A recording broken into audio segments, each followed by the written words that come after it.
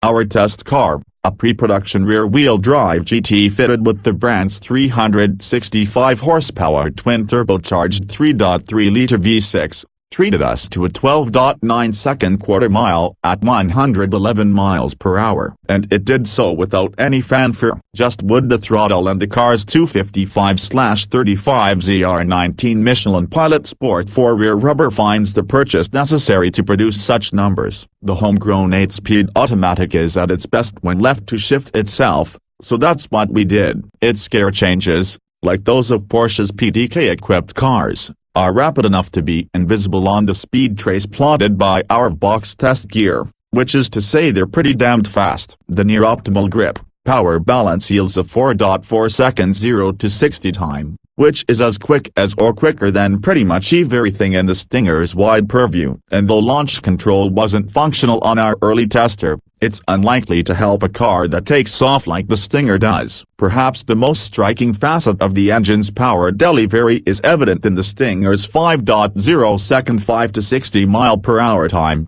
quicker than every machine in our last comparison test of mid-size premium sports sedans. Acceleration is strong with this one.Braking, too, is better here than in those sedans from Audi, BMW, Cadillac, Jaguar, and Mercedes, requiring only 156 feet from 70 miles per hour. Four-piston front and two-piston rear Brembo calipers are standard on the GT. Pedal response is predictable, but it's spread over more travel than we'd prefer. The short stopping distance is no doubt aided by a 4,004-pound as-tested weight, which is about as light as the cars in this class. Come.Kia, of course, has a broader plan for this hatchback, which includes more than just impressive acceleration and braking. It wants to match up to the established German mid-sizers. The base trim Stinger, without the GT moniker, comes standard with the 255 horsepower turbocharged 2.0-liter four-cylinder coupled to an 8-speed auto,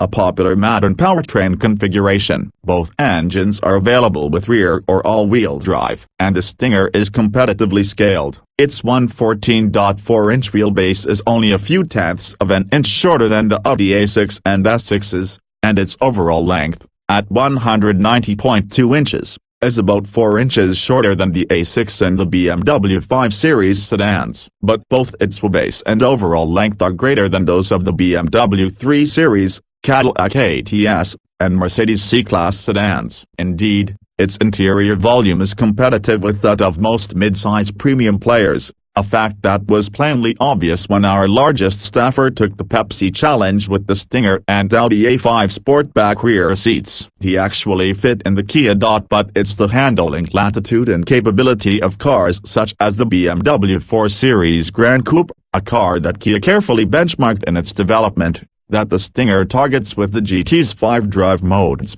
Smart, Eco, Comfort, Sport, and Custom. Shared with the upcoming Genesis G70, the Stinger's platform uses struts up front and a multi-link rear suspension. A clutch-type limited slip differential is standard in top-trim GTs, and the car's dampers continuously adjust within 2 distinct calibrations that are tied to the drive modes. Custom mode allows drivers to tweak engine and transmission responses, steering effort, damping rates, and engine sound enhancement, which is accomplished through the Stinger's audio system speakers.The. The Stinger further closes the gap to high-end machinery with a strong showing of standard features. GT trims include LED headlamps, heated front seats, and Android Auto and Apple CarPlay integration, to name a few. If there's one piece of tech that most clearly demonstrates Kia's seriousness about chasing upmarket carmakers, it's safety. The Stinger's advanced safety features work seamlessly and intuitively. Lane keeping assist, when coupled with adaptive cruise control,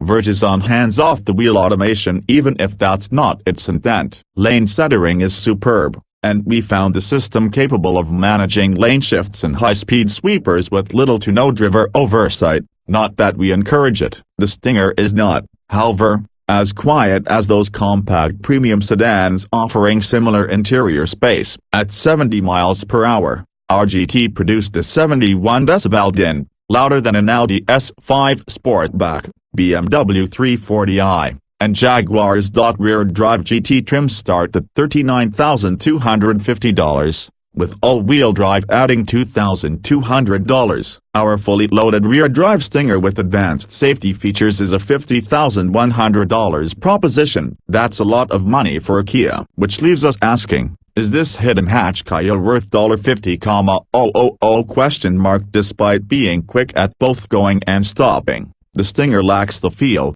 finish, and immersive experience of the premium mid-size players. But it's without question a better car inside than, say, a Dodge Charger Daytona, which starts at a nearly identical price yet lacks the Stinger's performance. It comes down to what buyers want. If the exquisite experience of a true luxury sports sedan is in a compromise zone, they'll have no choice but to shell out another $20,000 for a premium midsizer. But if a step down in finish and Dora is acceptable, and if muscle is important, then the Stinger delivers speed in a package that looks as if it drove off an auto show turntable.